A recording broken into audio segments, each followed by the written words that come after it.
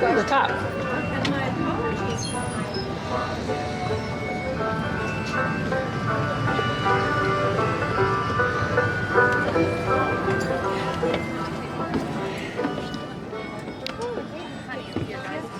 Yeah, and it's hot as well.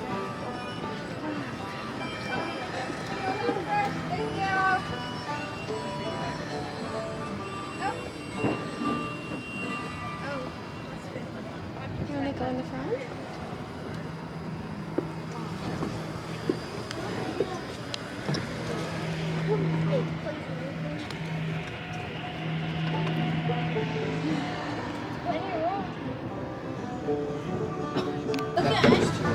Wait, we haven't even started.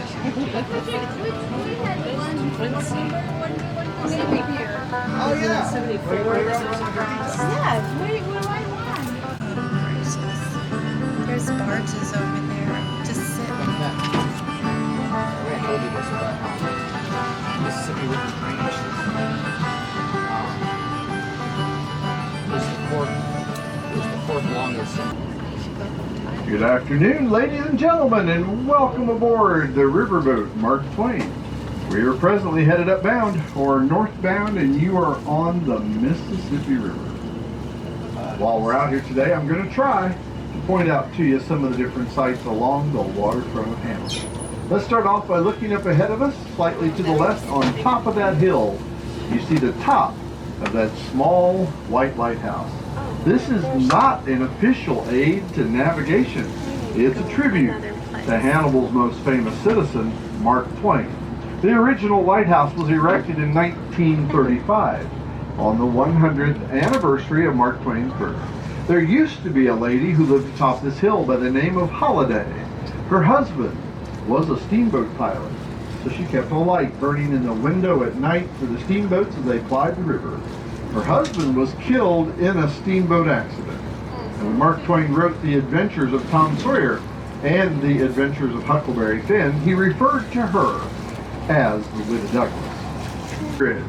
It's a 4-lane structure that connects Interstate 72 in Illinois with Highway 36 in Missouri. It was opened on September 16th of the year 2000 after about 5 years of construction. Now they tell us it only cost $51.5 million to build. Further upstream is the old Wabash Train and Wagon Bridge. It was built in 1871 at a cost of $1 million. It is the second oldest structure to cross the upper Mississippi. It's now operated by the Norfolk Southern Railway. To the left end of that bridge, you'll see a train. It's going to have a difficult time crossing right now.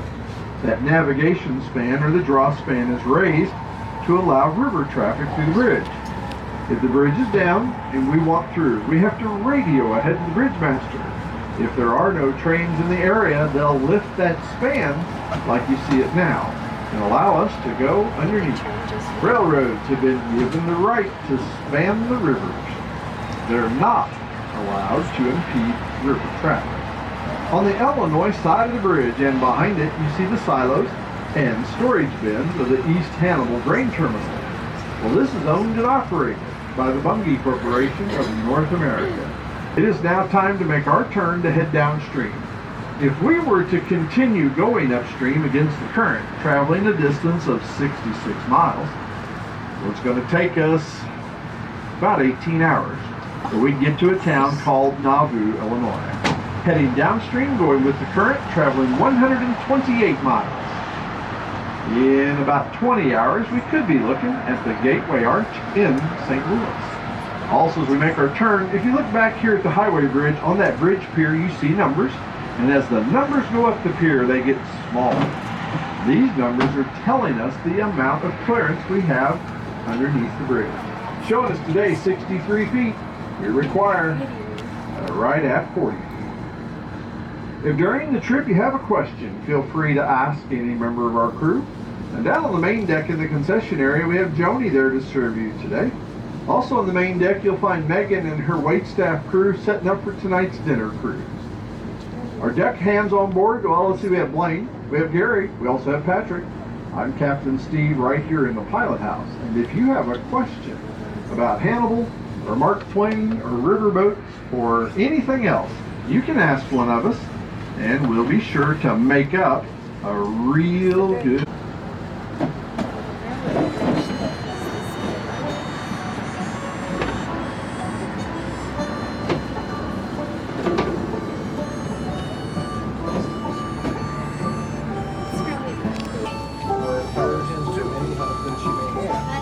This is a paddle boat. She announced that she was donating her father's library to the Mark Twain Riverboat system of They must have replaced the paddles. Her only child, Nina, was born in 1910. And that was her last parents descendant. She died January 16, 1966. Now, upstream or downstream from us here a little bit, we'll see the Surrandal. That's the third harbor boat that works in this area. And he's actually doing some work this afternoon, working with a mainline towboat, getting them some new barges to move upstream. We'll see them here in just a couple of minutes. If you look up ahead of us, and again slightly to the right, on the Missouri bank, you see the large, long, flat area that runs downstream along the bluff for better than a mile.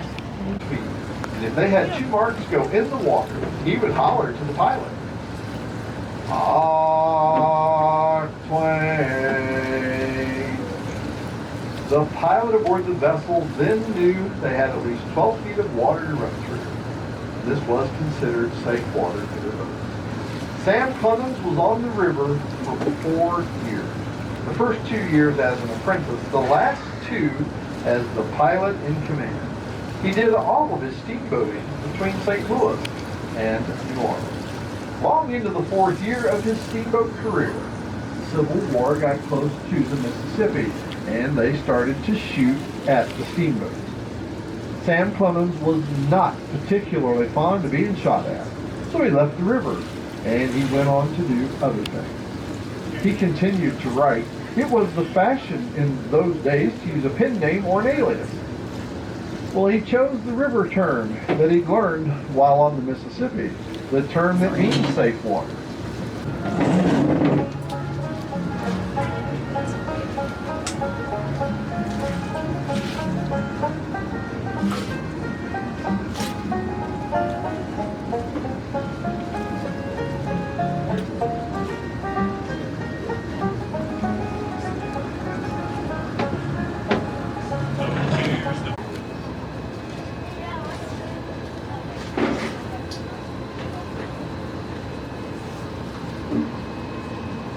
If you were to look at a chart of the Mississippi, you'd find that it gets its start in Minnesota at Lake Itasca.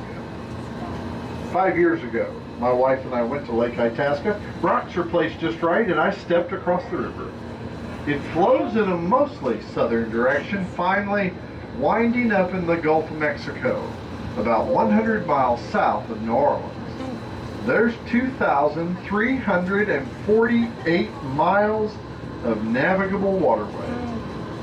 And along this waterway, you'll find there are hundreds of islands. In this area, we have 3 of those islands. To our right, and kind of behind us now, that's Kings Island.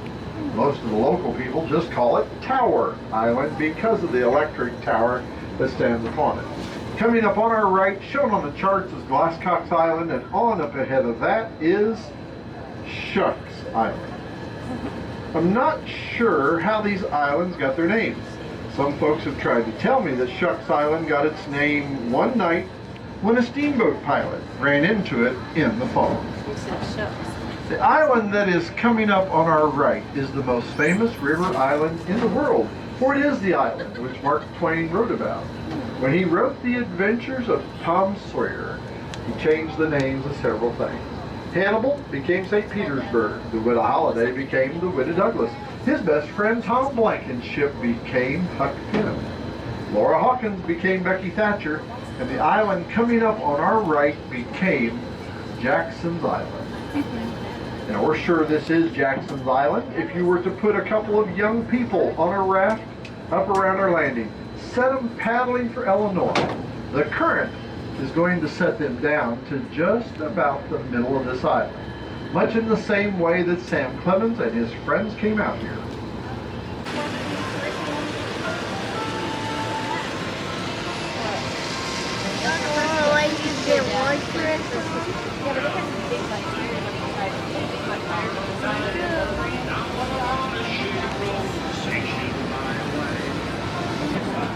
Oh, does that mean they want it off? Apparently we think we need to get off.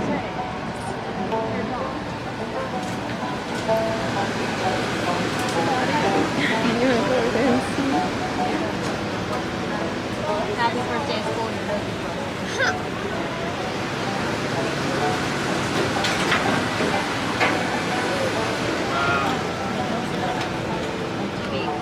Secure from the deck crew, and at that time, you'll be free to depart the vessel. We do ask that you please take the time, walk, watch your step, be extra careful as you leave the boat. Please remember there's no running allowed until you get to the parking lot, actually the sidewalk. Then you may run all that you wish. He says we're all secure, folks. You are free to depart the vessel. Now, thanks again for riding. Have a pleasant stay in town and a very safe trip home.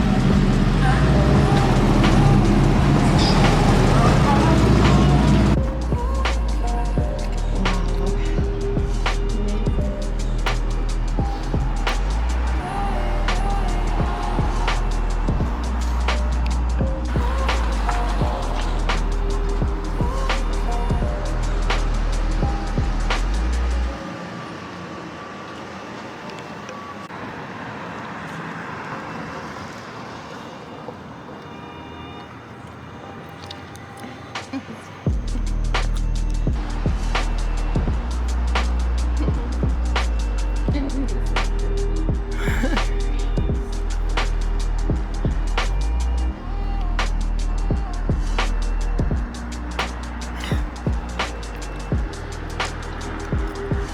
at this. It's like Art Deco style.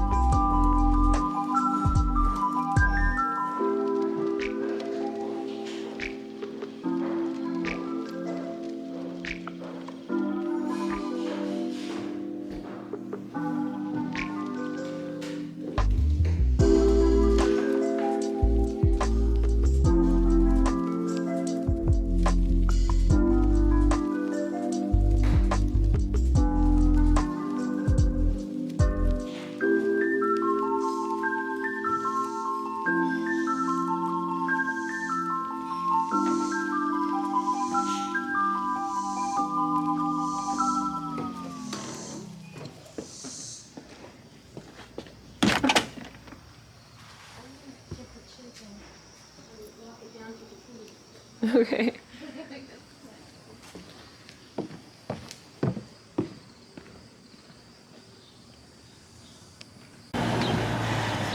Take the next right onto Hill Street.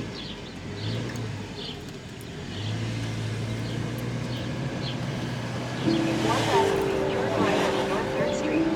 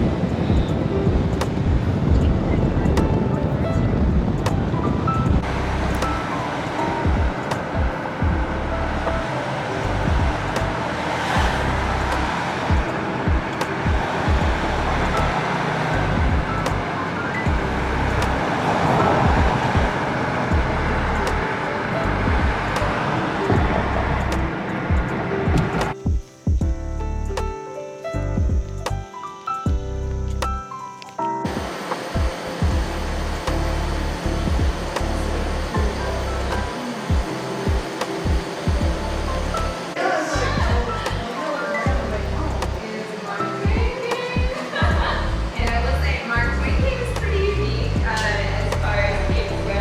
The bridal, you've got all the information. Yeah, and then Mark Twain, the main cave.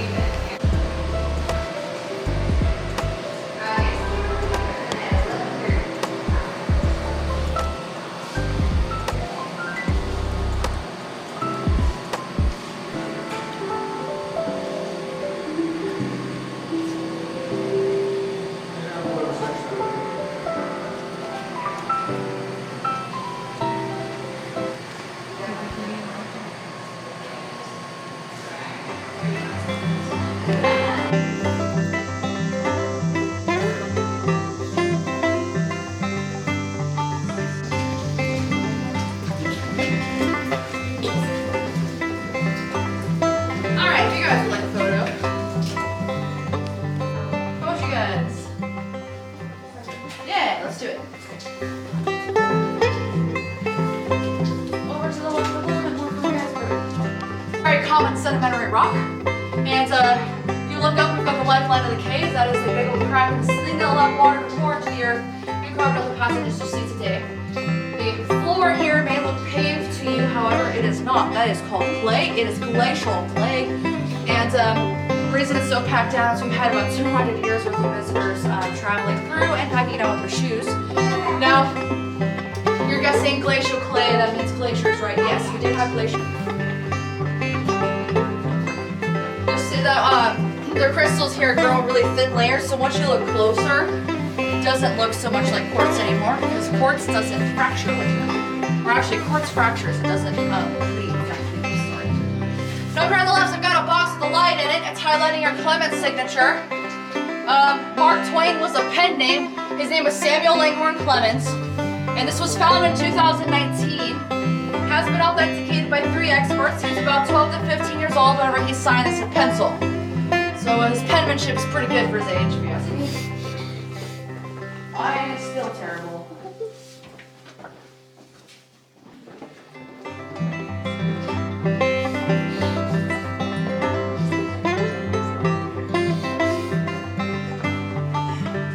So yes, we do have an alligator.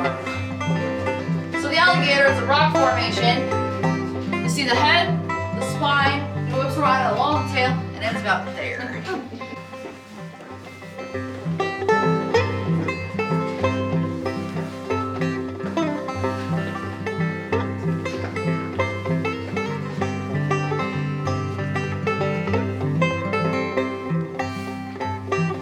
You guys have probably noticed writing on the walls. I'm sure of it. We're now in Autograph Alley. We've got about 2,000 signatures in here and about 250,000 throughout the cave. Although how accurate that is, not sure. Any of the light gray or the faded black, that's all soot. Anything darker than that is paint. It was encouraged for a long time to write your name in this cave until 1972, when it became a natural landmark. It's not a federal crime to write on the wall and take anything out. I do like to joke that we don't have enough room for the feds to come in here and arrest you, so please don't do it. It is a joke. It'll probably take about 2 hours to get here, so I'll give you guys a running head start. You guys can take a vote.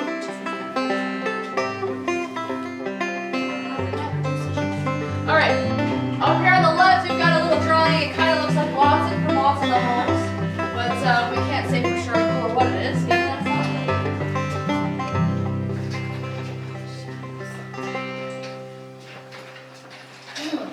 We've got the post office here. We've got the little window on the door. Kids would come back here by candlelight of all the things, of course. And they play post office, climb, ride all over the walls, all those wonderful things.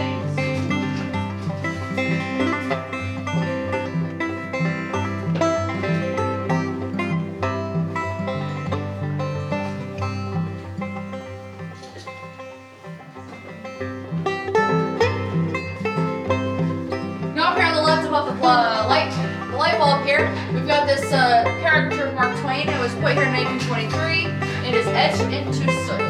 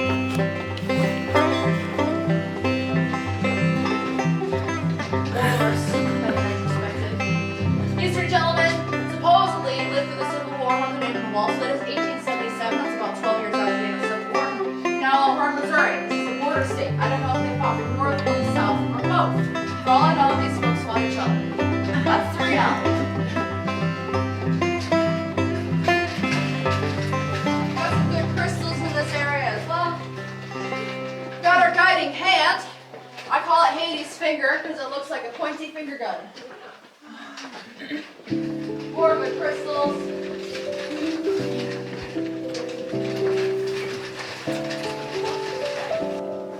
Now, we're in our treasure room. This is where Tom and Huck found the treasure under the cross in room number 2. The cross being the intersection of the lifeline of the cave right above you. And then the 2 would be this curvy rock formation, depending on where you're standing. And then the treasure would be right down there. Now this big dangly bit at the bottom of the tube, that is our hanging boot. Now it said if you lied on the last day and stand under it, it'll fall on your head, so you discretion where you stand. You can test yourself if you'd like. Really?